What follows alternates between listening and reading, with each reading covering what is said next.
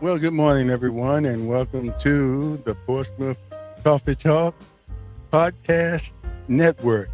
And of course, this is the City Talk with Slim segment of that network. And welcome, everybody. This is Slim Overton. Hopefully, you know who I am by now. But anyway, we have a special guest with us this morning during this series of me talking to candidates for school board or city council. In this particular situation, we're talking to a city council candidate from the city of Chesapeake, and she is Gayle Gilmore. And good morning, Gayle. How are you? I am doing great. Just doing great. Thank you, Mr. Overton. Thank you for agreeing to be a guest here, and of course, we want to hear your platform. But I always have to tell this, and I can't tell this enough because Gayle and I go way back, and being respectful of your title and everything, but we've known each other so long. So, and I consider these conversations. So you might hear Yeah, me addressing her by Gayle, not a problem. and she might say Mr. Overton because I'm older, and that's the way we were brought up. Not that We, much, but you we was just brought up to look raised up up for to your you elders. respectful. Yes, Yes, yes. indeed. But anyway, yeah, I always have to tell the story how we met, and it was during the time when I was in the hospital with heart failure and was in need of a heart. So we were going through that situation, and I was sharing my experience every day on Facebook. I was just talking about it, and it was in my spirit to do that, even though I was facing whatever, one thing I did, the reason I was so uplifted, I knew God had me, and I left it, Right it now. was in his hands. It was not in Yes, my hands. And it was yes. up to him.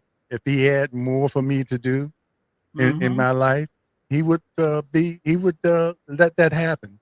If Yes, he felt like he wanted me to be up there with him and had something for me to do, uh, uh, in another world, that was his will as well. So I yes. was up, I was kind of upbeat, even though it was a sort of tense situation. Would I get Mm-hmm. a heart? Would I get a second chance at life?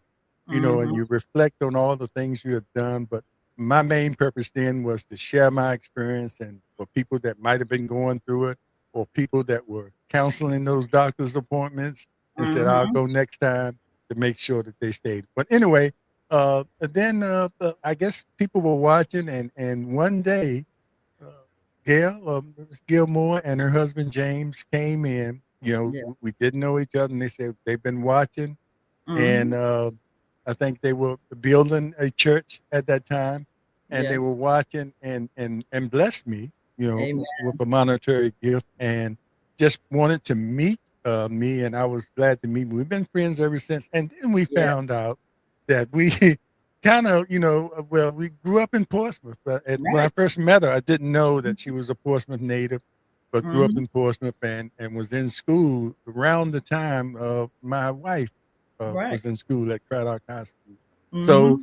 it was like a full circle connection, even though we didn't know each other, but we had that Portsmouth connection. But I always have to tell that story because that meant so much to me at Amen. that time, and I think that was destined to happen. Yes. Some things happen, you know, Just about. Yes. and things don't just happen by happenstance. Mm-mm. Uh, Mm-hmm. so God, I believe, sent them to me, and they've been a blessing to me ever since through their friendship and fellowship. But Yes. anyway, we are here this morning because she is a candidate, like I said, for the city council of Chesapeake. And it's not her first rodeo as far as running for elective office. And Yes. before I let her do her platform, I have to tell you, coming from Portsmouth, from being a smaller city, we all, when somebody runs, we pretty much know that person or know the family or something like that or know of them, or it doesn't take us long uh, to get to know them once they start running. When you look at a city like Chesapeake, one of the largest landmass cities in the Hampton Roads area, I always wondered, how does somebody run in the city of Chesapeake with it's spread out? It's the Yeah. reason, the way it's spread out, because we were talking earlier, it's almost like you got these pockets of rural areas still in Mhm. Chesapeake. A part of Chesapeake is right near the North Carolina line, so Mhm. so it's spread out, and so Chesapeake almost touches all the cities. You ride through Chesapeake, you might ride into Virginia Beach and then ride back into Chesapeake. You ride Mhm. through Chesapeake, you ride into Portsmouth and then But- ride back into mhm. Chesapeake. You ride in Chesapeake, you ride into Norfolk and then Right. ride back into Yes. Chesapeake. So that's the way Chesapeake is. Yeah. So we're going to talk about how that is to run. But Mhm. Gail, give us your platform. Well, introduce yourself a little Yes. bit, so people that don't know you, I don't know who that may be, but anyway, people who All don't right. know you, in order to start off letting us know about your platform. Well, everywhere I go, and I don't care where I'm at, I'm going to start out with a testimony. Yes, I am a co-pastor and I'm a minister. But, as you were talking earlier, and even how we met, when I think about the goodness of Jesus and all that he's done, my soul just cries out, hallelujah. Even for us to meet, as you mentioned earlier, me and your wife went to school together at Craddock, and I know the And we didn't know Greyhound. that at first. Yes, and I know the Greyhounds are out there. I know that. But we had graduated from Craddock High School, and I want to let y'all know I am a P-Town girl. I grew up in the Brighton section of Portsmouth, Virginia. I graduated from Craddock High School, and I went on to Virginia Commonwealth University. I got my bachelor's degree in music education. My dream, I was going to be a band director, but that didn't work out. But then I went on to get my master's degree at Old Dominion University, and in guidance and counseling. And then I was employed at Central Norfolk General Hospital for about 10 years. I did the birth certificates. I was vital statistics. I probably processed some of the people's babies out there. I processed like over 3,000 birth certificates a year. And then the Lord blessed me to move into education, and I served as a guidance counselor for a total of 23 years in the city of Norfolk, Virginia, and Chesapeake, Virginia. And as you heard, my husband and I, we pastor Grace and Twine Ministries in Portsmouth, Virginia. We're getting ready to celebrate actually 14 years coming up, and we just give God the glory. But again, Mr. Overton, and I'm going to be respectful because that's how, like you said, that's how we were raised. We grew up to say Mr. and Mrs. And I know Mr. Overton doesn't mind me saying that. I'm not going to be calling you Slim. I'm going to call you Mr. Overton. Yes, indeed. But That's perfectly fine. Amen. But this is going to be, I just want to let you know, this is going to be a very important election from the local level, state level, even up to the federal level. But it starts here at the local level. I ran across a quote that Senator Cory Booker quotes a lot. He says, the power of the people is greater than the people in power. And we have to keep that in mind because we're about 77 days away from the election. And again, this is going to be an important one. And, my service is, I'm used to service. I to be called I'm not a politician. But I am a servant. I am a servant because according to scripture, and I may mention a lot of scripture because that's what drives me. Mark 10:45 says that even the Son of Man came not to be served, but to serve others and to give his life as a ransom. And some would ask a question, would Jesus serve on city council? Well, despite the fact that, there should be a separation of church and state. Let me get that. The prophet Isaiah says something very different in Isaiah 9, 6 and 7. This is what Isaiah prophesied. He said, for unto us a child is born, unto us a son is given, and the government, did you hear me, Mr. Overton? The government shall be on his shoulders. All right. He should be called Wonderful Counselor, Mighty God, and Everlasting Father, and the Prince of Peace. And of the increase of his government and peace, there shall be no end. Not only is there should be no separation of church and state, but the government is on his shoulders. And I see myself as one of 9 armor bearers, of the local government when I'm elected on November the 3rd. So I want to get into my platform because the government is on our shoulders. Those of us is on our shoulders. And I want to be, like I said, one of those 9 armor bearers when it comes to November the 3rd. So I just want to briefly go through my platform here. And like I said, I'm not a politician per se. I'm not one that's going to make a lot of promises, but as a servant leader, I can promise you 3 things. I can promise you 3 things. I will listen, I will care, and as a result of that, I will work. I will work. So that's what I'm saying. So there are some platforms that's very special to me. And first of all, the most important of all, even when I was running for school board, this will always be at the top of my agenda, that every equitable education for every student in the city of Chesapeake. Every child in Chesapeake, they deserve an excellent education, regardless of the zip code, the income, ethnicity, disability, special educational need. And as a councilwoman, I will examine school funding because the city council, we don't deal with policies and education and stuff like that, but we do control the level of the funding that's appropriated to the school system. And I will support responsible funding for safe and accessible buildings, modern learning environments, technology, and facilities that meet the needs of all of the students, even those with disabilities. Because as a city councilman, I would like to advocate that the city council and the school board, that we would come together. So we will be together and make sure that the funding and everything is equitable across the city. We were talking about earlier, we've got all types of situations in Chesapeake, rural, city, everything, you name it, we got it.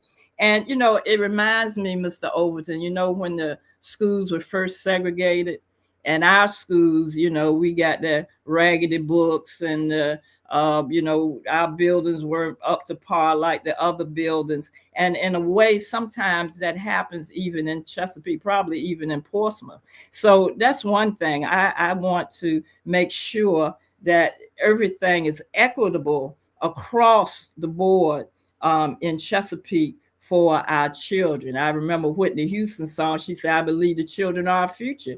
We teach them well and let them lead the way. We teach them all well. We provide for them all well and let them lead the way. So that's one of my platforms. And then the next platform is affordable housing. And I think that's a concern in Portsmouth and everywhere, it is. And, the lack thereof.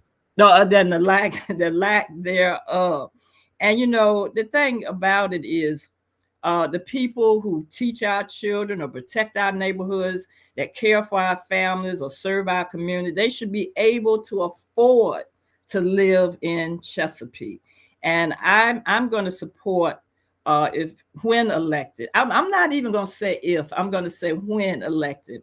I will support a range of housing choices for working families, for seniors, for veterans, people with disabilities, and even first-time home buyers. In Norfolk, when I worked in Norfolk, they had a good program because right near my school in Berkeley, they had housing for those that were in law enforcement, for teachers and things like that. And we need more of that in Chesapeake.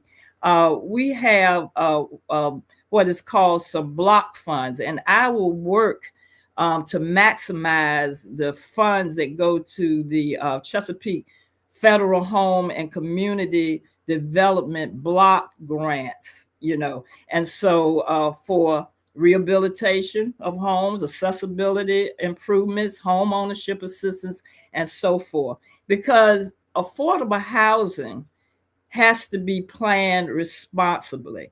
And when I'm on the city council with our city council group, we need to evaluate closely the land use and the development proposals based on affordability. Now we have a lot of development, right down my street. I had to go to city council to address, some of the things that was going on in regards to the redevelopment, even in my neighborhood. But the question is, I'm not even sure that the development that they're getting ready to come up here is going to be affordable for most of the people that need it, especially in this economy. So that is what I want to advocate. More affordable housing. Like I said, it's not something I can do by myself, but with the rest of the city council, I think we can come together and do that, because it's not simply to approve the growth, but we have to consider the long-term effects in Chesapeake. And then again, I think this all of these issues is not just unique to Portsmouth or to Chesapeake, but to all of our surrounding areas here in Virginia. The next is affordable and accessible health care and mental health services. The city council, we cannot set private insurance premiums, but we can kind of help to remove the local barriers to care. We need to support partnerships that bring preventive care, behavioral health services, substance use treatment, and reliable health information closer to the people who need them. We have an important resource in Chesapeake Integrated Behavioral Health Care, and I will advocate for adequate city support, qualified appointments to this oversight board, strong crisis services, and better public awareness of same-day access. Sometimes, especially in Chesapeake, we're not even talking about accessibility to get the health care, to afford it, even just physically getting there. And because to me, accessibility also means being able to reach the care. So I would encourage partnerships among health providers, nonprofits, schools, first responders, and transportation services so that seniors, people with disabilities, young people, and residents will have reliable transportation so they won't fall through the cracks. We've had an issue not too long ago that came up before city council. There's a center for health, but because of the busy traffic and the no bus service or sidewalks, the people that need the care to get to the health center can't get there. So all those types of things that I would advocate for when I'm on city council. Mm-hmm. We were talking about earlier how spread out Chesapeake is. And this is one thing that I would be an advocate for, similar to Virginia Beach, equal representation and single member voting districts. Just like we said, Chesapeake is a large and diverse city, and every community, I believe, deserves a clearly identifiable representative who understands the specific concerns. I'm living in Western Branch area, Jolliffe and Deep Creek and all of that. I don't know enough about what's happening in Hickory and Great Bridge and South Norfolk and all of those things. So with a single member district, that would give residents greater accountability, because we would know exactly, they would know exactly who is responsible for representing their area. And, and this is not dividing Chesapeake, it is about ensuring that every part of Chesapeake has a meaningful voice while we continue to work together for the good of the entire city. I know there's been some controversy, but I really support that for Chesapeake, especially because we are so wide open, like Virginia Beach. So that's why. I mean, Portsmouth is smaller, and maybe you all don't have that concern like we do here in Chesapeake. How you Yeah, feel it about comes that? up every once in a while, and if Yeah. you go back in history, of course, if we were divided like that, and Yeah. that was an advantage, even though we were small. But I kind of agree with you, especially with a city the size of Chesapeake, and like you Yes. said, you're in the Deep Creek, and then you got Hickory way on the other side of town, and you have South Norfolk, which a lot of people don't know that's Chesapeake, but it Right. is, and Yes. you have cities like Norfolk that have that. They have at-large candidates, and then they have Mm-hmm. Have the certain mix. districts. And Newport Right. News is like that as well. Okay. And talking to Tina Vick, who is a council or a person over there in Newport News, she Yes. represents a district, and it's the district she grew up in, and Yes. it's an advantage to her, she says, because she can uh, focus on that area and the people there. At the Mm-hmm. same time, chew gum and walk at the same time. At the There same you time, go. she can focus on the whole city, Yes.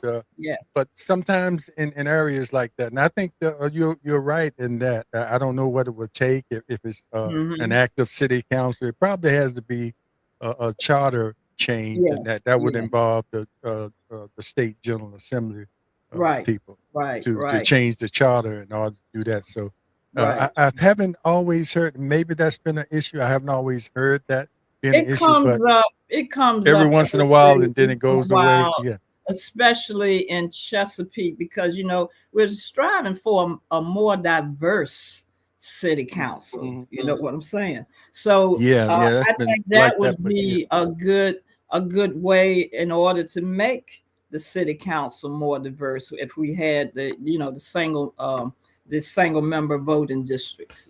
So right. And it I wouldn't have to be, like you still could have some at-large people, and right, then you exactly. have certain districts that, especially the ones that are spread out on the Yes, outskirts, where, yes, like you yes. said, and it's not unique for what you said. People that live in Deep Creek, you know, have no idea what goes on in Hickory, and some of them Mhm, don't even mhm. consider Hickory voting, Mhm. and far as people running for office, Right. how that could help, Mhm. Mhm. as far as Mhm. getting elected, and like you said, creating more diversity, because you wouldn't have to run at large. Right. You could run for your district and represent them as well as Everyone the whole come city. together. And Yeah, so right, I agree with right, that. right, Yeah, right. and Uh, I oh, go go ahead, ahead. go ahead. You You finish your had a point. point there. Uh, Uh, and this is it's sort of changing that. I know you mentioned something about affordable housing, and I think all the mhm, cities in Hampton Roads where mhm, the affordable housing is, I know mhm, that's the case here in Portsmouth, are the older neighborhoods, and that's mhm, where people are going. But all the older neighborhoods are built out, mhm, and mhm, I can mhm. see, and that's where you see uh, neighborhoods that were predominantly one way changing, Mhm. because a lot of people Changing. are coming into the neighborhoods because they're more affordable. Yes. And I like to mention this too. Chesapeake has the second lowest tax rate per hundred. Mhm, mhm, Virginia Beach is sort of like 97, y'all like 101, mhm, which mhm. that helps too. But Right. you It have to does. have the housing in order for people to take Exactly. advantage of that. So, Exactly. yeah, that's a very important piece. And with some of the new housing, and one thing that's been happening here in Portsmouth, as far as apartments, they've been approving apartments that uh, are rent control conscious. I mean, affordable housing. Mhm, Now, some people mhm. fought it because well, we don't want that, because a certain Right. stigma that they Right. feel comes with that, but that's not the case. These are hardworking people Mhm. that still can't afford these Exactly. high prices that Mm-hmm. most of these construction development projects uh, Mm-hmm. demand. So Mm-hmm. yeah, I mean that's a big point, and we need somebody, Mm-hmm. to push for that kind of affordability. And I know you've heard these statistics already that most people can't afford to buy their first time home until they're like age 40, Yeah, because yeah, you have young people that are coming out of school. A lot of them owe student loans, and they can't find the jobs that's out there now, and it's tough, and that's across the board. And so the affordable housing piece is just something that's applicable to all of us right now. So, yeah. yeah, yeah. And Mhm. me, being a realtor at one time in the '90s, it was quite Mhm. different then because a lot of my customers and clients were younger people, and that was my focus, trying to make sure Mhm. younger people got into a home rather than renting for 10 Right. years when they had a good enough job, or Yeah. at least Yeah. educate them on what they need to do To to do. qualify for a new home. Mhm. But like you Mhm. said, yes, pushing it back now Mhm. to, you have to work a certain amount of time. So Right. I, Right. I Right. wanted to ask you this too. You mentioned like the school board, and I'll say this too. People that don't know, you did run, and you mentioned that you did run for school board. Was it Mhm. one time, twice, Actually, 3 times. 3 times? Okay, so Yes. Yes. and that definitely, one thing about us black folks, and I got to throw this in Mhm. here, the Mhm. resilience of us, because there are certain people that will run and once or twice and say, hey, that's it, Mhm. because it Mhm. takes a lot out of you Yes. Yes. physically, mentally, and financially to run for Yes. office. And Yes. Yes. so, how do you feel like those different times? And again, I appreciate your resilience to keep coming Mhm. back because Mhm. within yourself you have something to offer, and and Yes. and that's usually most people that get into office are not first timers. Two of the people I talked to previously from Portsmouth, it was their Mhm. second run. Mhm. Mhm. Mhm. One was an incumbent, but he ran twice before he got on there, and another one Mhm. is running now, but he had Mhm. already run again. So, Mhm. they are the kind of people. That's why I wanted to bring that up because the Yeah. voters need to know that because that's important. It should be important to voters how the resilience of the candidates that are running. This is not the first rodeo, and Yeah. they have the passion to I have serve, the and they passion. keep doing it. Right. And when before I decided to run for city council, because I said, should I try school board again? And I guess the Lord said maybe you need to go up a little bit higher, where you would not just affect the school system, but also the city at large. So one of my heroes, I would say, because a lot of people that you see that, like you said, some people have run 2 or 3 times, and there is one person that's on the city council right now, and I got to give him a shout out, and that is Councilman now Les Smith. Yeah. It took him Yeah. Yeah. He four ran for. times, Yeah, and and his didn't fourth he run for time, sheriff? He ran for uh, sheriff as I'm well. not sure for sure, but he did run for Mm, city council 3 times, yeah. and he has been my inspiration. And I said, Les, I'm thinking about it, but he's been my hero. And that fourth time was a charm. But he had run for city council. But to get back, I just have a passion to And serve. each I time you just pick want up, to, each time and you you pick pick up up experience. experience, You do. You you do. know, You pick up right? experience as you go. And you get a chance to learn more Hmm. about Chesapeake. They said, "Wow, I didn't Yes. even know that Yes. area was I'm there." learning more. I always go back to another scripture in the Bible where Romans 8:28, for we know that all things work together for good to those that love the Lord and are called according to his purpose. See, I have a purpose, and I've got to pursue that purpose no matter how many times that it takes. Not that everything is good. It's not good that I have lost 3 times, but it's worked together for good. Because, like you say, I'm gaining the experience, I'm learning more and more, and I'm going to be more prepared to hit the ground running on day one when I become a member of the Chesapeake City Council. Yeah. And those people that want to talk or make an argument about separation of church and state, Mm-hmm. if you go back in history and even up until the present, some of our greatest leaders were also ministers. And people that are Yes, old enough to remember Adam Clayton Powell didn't know yes, that he was an ordained minister. That yes, was who he was, but he was also very effective as a congressman. So, mm-hmm. uh, you know, just get that out of your head. That Yes, it shouldn't be that way because they already people that are in the ministry are already servants, mm-hmm. so they know how to serve. And So I'm keep that in mind. reminded from your city, Portsmouth, Bishop Edmonds.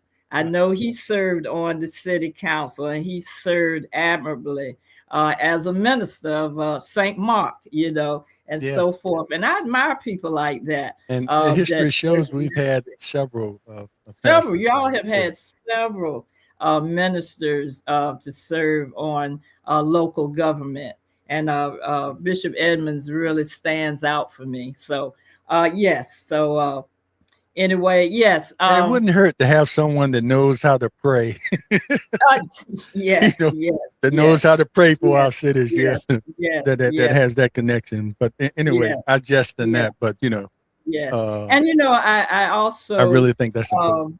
I thank God for my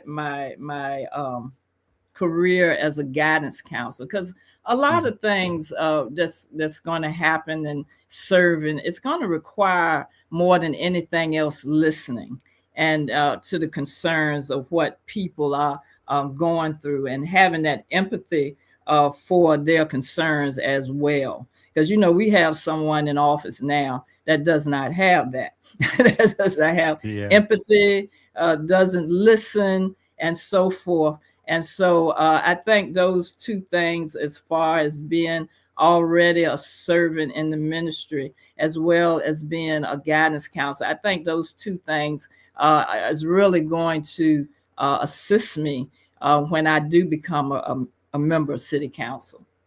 yeah, and by just the pure mentioning that, the present national administration. This is a question I usually save for the end, but I think you have something that you want Mm-hmm. to talk about in the end. But so I'm gonna ask this, and I've been asking this of all the candidates, and even people who are not candidates but hold elected office. You know, traditionally on local politics, local elected office, in Virginia at least, you're Mm-hmm. not required to state what your party affiliation is. On Right, the right, ballot, right, it's going to have an right, I behind your name, right, independent. right. Uh, and that's rightfully so because a lot of the issues are pretty local. Like they say, all politics is Mm-hmm. local. But Mm-hmm. lately, it's been something that a lot of people are concerned about. Right. When they're vetting candidates, I Mm-hmm. wonder how they feel about the present administration and some of their policies that they are putting forth that are trickling down to the localities. Especially Yes. when you think about the school system, when school funding is cut off up at the Mm-hmm. top, and then it Mm-hmm. affects the funding that the state gives, Right, and it right. affects the localities, where the localities have to sort of change their budget process because they're depending on certain monies to come Exactly. from state. So Exactly. Exactly. some voters it might be important, and I'm one of them. Well, it's Mm-hmm. important to me, uh, you know, on a local level, not so much if you're a Republican or Democrat, because Well, this is what I'm in going our to cities, say. yeah, go ahead and say. This is what I'm going to say, and I'll just be very transparent with you. I am a independent leaning Democrat, or Hmm. Democrat leaning independent. Let me put it that way. Hmm. That's I've always believed that the Democrat Party has been more for the people, because the issues we're dealing with, they're not a Republican issue, they're not a Democratic issue. These are people issues.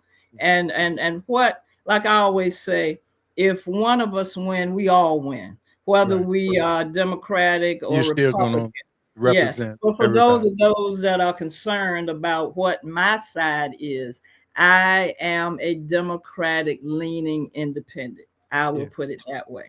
And the reason I asked that, because it doesn't matter, and I mentioned this Mm-hmm. on a show we had last night. Mm-hmm. Doesn't matter locally, what your party affiliation, if you're worrying about a pothole on your street, or if Yes. you're worrying Yeah. about the tax rate or something like Yeah. that. But when it comes down to policies or ideologies that come from the Mm-hmm. very top, the national level, or the Mm-hmm. president administration, and it Mm-hmm. starts affecting us here locally, as Right. far as health costs and Mm-hmm. funding for education, then it becomes important to voters, or some voters, maybe not all, maybe some people don't care, but some voters who really going to vet candidates. It's good to kind of know, well, let me just put it frankly, is this person a true Trumper, that Right. believes in Right. everything that, Right. and that might be a disqualifying. It might be disqualifying for some people if the person is a Mm-hmm. true Democrat, Right. because they do not go along with any of the policies that come from the left or a Democrat. So, Mm-hmm. you know, that's why it might be important. Some people say I might bring that up because I'm a Democrat and you just want to Right. bash Right. Republicans. But it goes Right. both ways. Some people Right. who are not Democrat, that might be important to them to know, okay, you're a Mm-hmm. Democrat, okay, well, And it might not totally right. affect my decision, but it's going to play a part Right. in my vetting of the Right. candidate. And you mentioned, you bring up a good point, because when I ran for school board those 3 times, I always ran as an independent. I always ran as an independent. And sometimes I said, well, maybe that hurt me because I didn't say I was a Republican, or I didn't say that I was a Democrat. But for now, I had been seeking endorsements from different Democratic PACs and so forth. And but I can say I'm going to still stick with it. I am a Democratic leaning independent. So that's Yeah. who I am, for those that want to know. So, And it's yeah. nothing wrong with admitting that if you're a candidate. I Mm-hmm. mean, if you feel like Mm-hmm. it might hurt you, it might hurt you. Mm-hmm. But I think you're being transparent. If you're Yes. trying to not say it or dodge around it because you think it Mm-hmm. might hurt you, and that's Mm-hmm. what you truly are, Mm-hmm. you're doing a disservice, I think, to the voters, and that's just my opinion there. Yes. But Yes. anyway, just wanted to get your And opinion. I We can want move on. to piggyback on that again, and you Yes. sparked something, because I've always heard. I remember when Kamala Harris was running, and even when Obama was running, it says, even if you didn't vote for me, I'm going to support. I care about everybody. I'm going to be here to help everybody. In contrast, to the administration that we have now, we even know that he restricts help. He's restricted help to states that voted Democratic, and things like Mhm. that. And that is so sad. Yeah. No matter being the president, that's supposed to be for all of the people, so it's very sad. So you do bring a good point, because some things have trickled down from the top, and it may be very important, but it should not be like that. No matter Yeah. if we're Yeah. In the Democrat or past, Republican, we're it supposed to be for all the people. yeah, in the past it didn't matter as much, but it did, because we It pretty may much be knew like who that. was a member of the Democratic Party, who was a member of the Republican Party. But Right, like I right, said, how can you help me in my neighborhood? How can you help right, me? How's your right, vote? right, So that right, was more right, important. But now it's a little different. I right. want to move on to this stat I saw about the population. Growth of people under 18 in that just showing that Chesapeake is Mhm. getting younger. Y'all have the highest population of like 24% of all the 7 cities Mm-hmm. of people over under 18. Under. That means people are Yes. growing into a younger Yes. generation there. So Mm-hmm. how and I guess you being a counselor and being in the school system, you have a history of working with younger people. But so how is that going to be? How is that sort of included in your platform to deal with some of those issues that Mm-hmm. younger people or younger adults might have? Oh, that plays into some of our growing pains in um, in Chesapeake, because we have some of the top um, performing schools in Mhm. Chesapeake. And we've had this, like I said, it's been this, I say, growing pains, because they're building. And I tell you, as a guidance counselor, let me just put it this way. Once you Um, build a school, you need another one. Yes, you need another one. And what is so unique about Chesapeake? A lot of times, young families move here because of how good our schools are. They want to know what schools first are in Chesapeake before they decide on where they live. A lot of times, they'll call their realtor and they'll say, where can I live so I can go to this particular school and this particular, and we see more younger families that are coming in with their children, and I think that's one of the reasons why we see a younger bracket that is growing, and we have to have those things for that younger group of people that are coming in. One of my platform areas, and sometimes people don't understand, but there's a group of people that we understand it, that, instead of all these data centers, I want to end up with that one too. Mhm. Um, there had been a study. We needed a like a multi-purpose venue. We have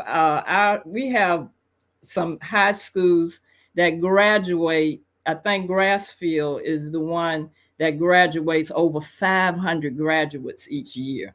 I mean, we have it like that, and we are so proud of our young people. And we say, we don't need to be going over to Norfolk and having our graduations over there. We need Mhm. to come up with our own venue right here, a multi-purpose venue where we not only have our graduations, but we would have we got the top school that has the boys going to the NFL from Oscar Smith High School, Mhm. and then we have this top talent in Chesapeake. We know our Tony Award winner Adrian Warren right here, but to have those things in Chesapeake that will support the young people and the activities, because yes, it's true, we are growing, our young population is growing, and we have to be ready here in Chesapeake. And I welcome it because they're going to be our future. They're going to be our future. And so I think we need to prepare and to have those things available for them in Chesapeake. Yeah, and talking about that, going over to different cities, we have to do that too here. Of Yeah, course, have everybody our is. graduations at ODU, Mm-hmm, which is fine. But yeah, I think all the cities should have their own. Kids mm-hmm.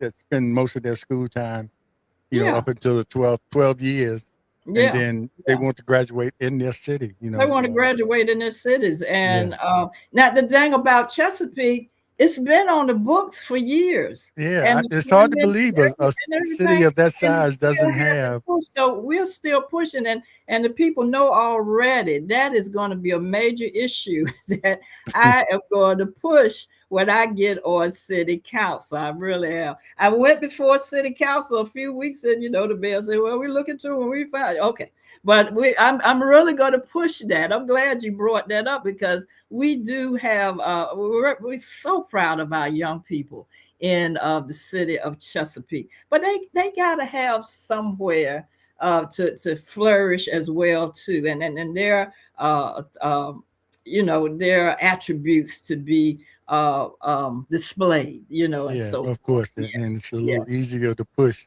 with a seat Hmm. on city council once you Yes, get 3 other votes. yes, yes, But yes. let me ask you about regionalism, which is important for an area like Hampton Roads. And as far as I can look at it, it's been pretty good. A lot of the cities working together. Each city, I think, has its own niche, and Hmm. and but there are certain times where the region has to come together and put all their population numbers together in order Hmm. to bring a big Hmm. company into the area, and Hmm. whatever city that ends up getting that company, Hmm. it's usually you're looking at Suffolk and Chesapeake, that has the most vacant land mass for a big Right, company to come. right, right. Just like what is Amazon? Hmm. Hmm. Just came to Chesapeake, but oh no, it's Chesapeake or Suffolk. Suffolk, that's Suffolk. Suffolk, yeah, Right over the line right with on each. the line, right on You the just line. pass through Just Chesapeake, missed and it. there's Just Amazon, there's Suffolk. Yes, just yes. missed it. But Hmm. regionalism is important, and you know, uh, I guess you feel like that's important to keep that kind of relationship between all the cities, because with each Hmm. city having their own niche and supporting each other when it's needed, and Right. kind of competing, because if you get a big company and it goes to Newport News or Hampton, Hmm. the whole Hmm. region usually benefits, as Benefits, far as right, jobs and right, homes. Not everybody's going to live in that city, so right, just right, just I right. guess your take on regionalism, real Yeah, quick. I think, like I said before, just like you just mentioned, Amazon. Although Amazon is like right over the Chesapeake line in Suffolk, we are all benefiting from Amazon. The people were saying at the city council meeting when they said that the Costco was coming out there to Greenbrier Mall, and some people say, "Oh, Norfolk, Portsmouth. Oh, we even going to have a closer place because the Costco people in Portsmouth, the Costco being in Greenbrier Mall is going to be closer to people in Portsmouth, people in Suffolk, and so forth, not just Chesapeake. And I think regionalism is good, especially when we can come together at some point. I was at a city council meeting, I think it was a couple of weeks ago, and how the law enforcement uh, people are coming together, first responders, and they would, everybody was thanking everybody else from all the other cities and those things. And uh, I think as if you're saying regionalism as far as helping all the cities, because that's my thing. If one wins, we all win. If one wins, we all win, whether we're in Portsmouth, Chesapeake, Suffolk, or wherever. Yeah, but the competition is good too. Oh yeah, They're competition is competing good. for different things. These cities Yeah, compete, but certain things are best suited for certain cities. for certain Of cities. course, Portsmouth has the history Mm-hmm. niche. We go back Mm-hmm. to colonial days, so we have that. Mm-hmm. But Mm-hmm. and anyway, now this comes up with all city council people, and wherever you go, Mm-hmm. the issue of crime, in which all the cities throughout Hampton Roads Mm-hmm. suffer, from increases or decreases, and a lot of times, Mm-hmm. the actions against crime is reactionary. I mean, Right. you can't act on it until it happens. Mm-hmm. But there are some situations where you can put some Prevent preventative those measures in things. place, hoping Yes. that you can address that well. What Yeah. is, because city council can't go out there and stop all the They crime, but can't you do it can out.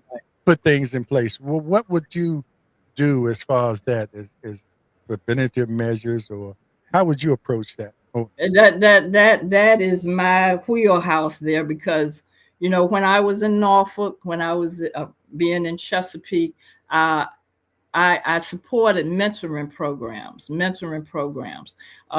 through the schools, through law enforcement, and different types of things.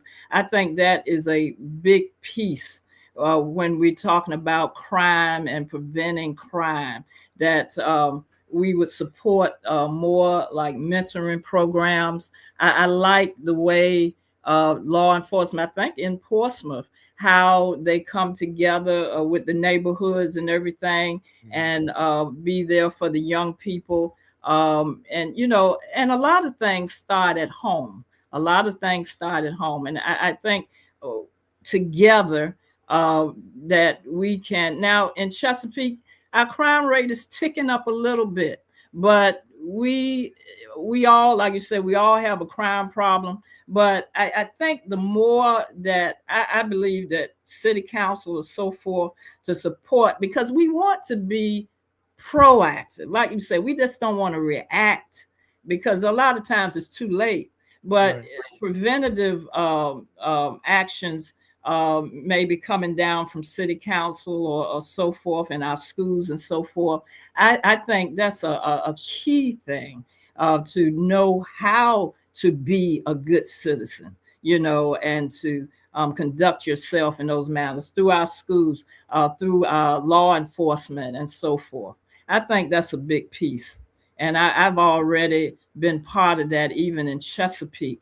At one time, the Mount, they had put out a contest and to the schools, and they asked for someone to come up with a good mentoringship program. And my program was selected. And we had it for 3 years. It was a gang prevention program. And I know we prevented, if one person stays out of a gang, we did our job. And so that's my take on it. That's my take on it. Yeah, and we can almost go back to regionalism as far as crime is concerned, because Mm-hmm. even though they you see the category of each city and where their crime rate is, but Mm-hmm. we are so close together. If the crime Yes, happens here in Portsmouth, it's going to it affect some affects people in just, yeah, Chesapeake that sure, are sure, directly connected with it. So it's right, also individual approach and a regional approach. And I yes, always yes. use this platform too to for cities to take advantage of our universities that are in the area Mm-hmm. that have Mm-hmm. schools Mm-hmm. of psychology, and you have people there and students learning human behavior. Mm-hmm. Bringing some of those people in, because a lot of times we bring in consultants from Ohio or something like that, and to use our Mm-hmm. university that we have programs that are studying human behavior and that are Mm-hmm. here in the area is to Mm-hmm. me an advantage, and it's cheaper if you Mm-hmm. want to bring some of those people in. Like we on this platform, we bring in people from Norfolk State all the time from the Department of Psychology when we are talking about those issues. Yeah, And I and think we the do. cities should take Yeah, more advantage of that, yes. and include that in the proactiveness We of fighting should crime. uh, we should increase the mental health access, Right. getting Because a lot access of times it to more starts mental health. way It starts before. in the mind. Yeah, yeah, Right. yeah. And Yep. being a guidance counselor, I've seen it. I've seen Right. it. Right. You've And it seen starts, firsthand. and we need more mental health access. People can get more access to mental health as well as their physical health as well. So, as we wind down, I know you want to get into things, but like all the issues that are key to Hmm. all the cities, like environmental, infrastructure, housing, and the economic challenges that all the cities have. And I think you covered a lot of that today.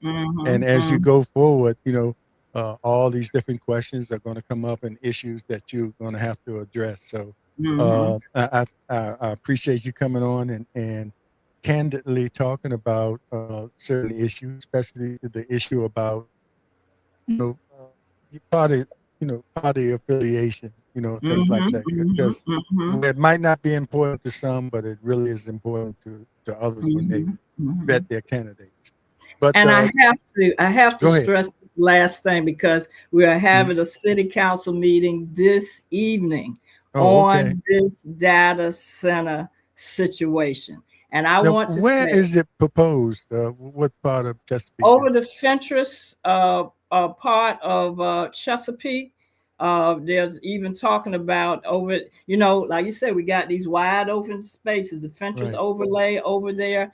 And we have been the citizens, we are against it. And I want to say, me, Gayle M. Gilmore, I do not support additional data centers in Chesapeake or in Virginia, period. They can place enormous demands on our electricity, water, our public infrastructure, while really not generating a lot of jobs and so forth, because we do not want to become the data center corridor or data center mecca. you know. Yeah. So, as a councilwoman, and we're the meeting this evening is very important. I know it's going to be a packed meeting this evening. And, as a councilwoman, I would vote against any rezoning requests or special approvals and things like that, and taxpayer incentives for this new data center, just like Senator Lucas was talking about in Portsmouth. And because we have all of this wide open space, we are just a target for these data centers that are coming through. And see, we just believe that it will just affect our quality of life really here in Chesapeake. Because we don't want to be the mecca. Somebody said the city council be. We don't want to be the mecca of data centers. We want to be the mecca of dreams and growth in the city of Chesapeake. And we don't want our resources, our water, our electricity, and all of that to be, just consumed like this. So that is my last thing, because this is going to be a very important city council meeting this evening. And one last thing, if you would allow me to do so. Sure, go ahead. Of course, there are 77 days left to election day. And also early voting starts September the 18th. I have a fundraiser. I'm just trying to get the word out. And, elections and running cost money. They're funding. I got to get me some more signs out there. I'd be rolling through Portsmouth sometimes, and I see the signs of Mr. Tillage, Miss Lucas, a lot easier Mr. in Portsmouth Moody. I to get tell enough you, signs. and I'm Chesapeake, trying in Chesapeake, and I've been trying to put my signs near Senator Warner signs in Chesapeake. But I need y'all to help me with this fundraiser. I got a great fundraiser. Go to GayleGilmore.com, where you can also see my platform, but support me at GayleGilmore.com with any amount, any donation. And on Labor Day, on September the 7th, I'm going to draw a name from all the donations, and I am going to bless somebody. Like Norman Hutchins says, somebody going to have a blessing with their name on it. I'm going to bless someone with half of the proceeds that I get from this fundraiser. Oh, wow. So, That's great.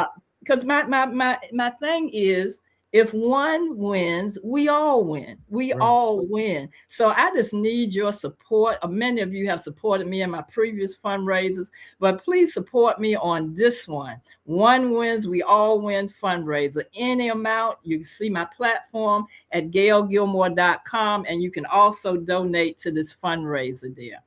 Yeah. Thank you, Mr. Overton. Yeah, right. And I wanted to mention one thing about the data centers. A lot of people will argue that, with technology like it is, we need those data centers around, but it's not a whole lot of history about, what kind of long-term damage it might do to the land and the people around it.